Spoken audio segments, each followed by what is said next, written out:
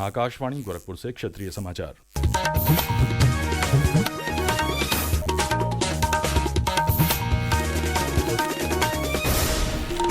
विश्व एमएसएमई दिवस के अवसर पर आज लखनऊ के लोक भवन में आयोजित एक समारोह में उद्यमिता को प्रोत्साहन देने के लिए मुख्यमंत्री योगी आदित्यनाथ ने यूथ अड्डा का लोकार्पण करने के साथ ही सीएम युवा मोबाइल ऐप का शुभारंभ और बरेली तथा मुरादाबाद में 18 करोड़ रुपए की ओडीओपी योजना के तहत कॉमन फैसिलिटेशन सेंटर सीएफसी परियोजनाओं का उद्घाटन किया।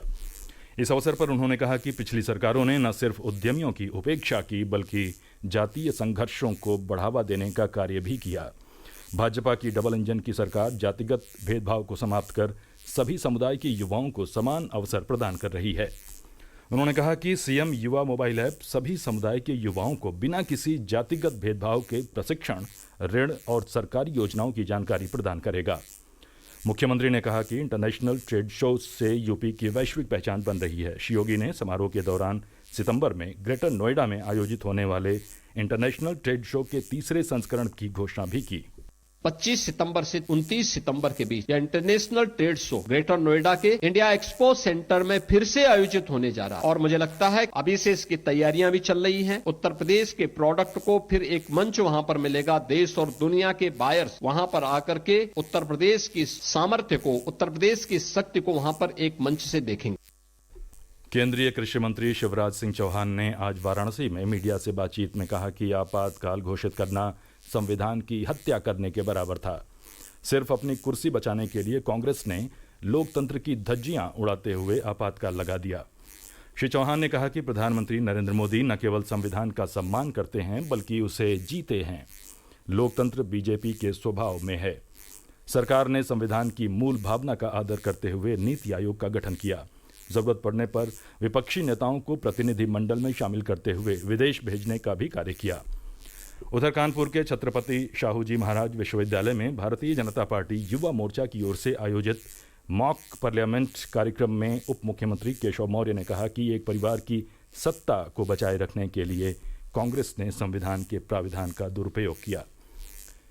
मुख्यमंत्री सामूहिक विवाह योजना के तहत प्रदेश सरकार ने इस वर्ष 2025 में 1 लाख से अधिक जोड़ों का विवाह कराने का लक्ष्य तय किया है। मुख्यमंत्री योगी आदित्यनाथ ने योजना में वित्तीय सहायता राशि बढ़ाकर 1 लाख करने के साथ ही अब इसकी निगरानी व्यवस्था को भी और मजबूत करने के निर्देश दिए हैं। एक रिपोर्ट।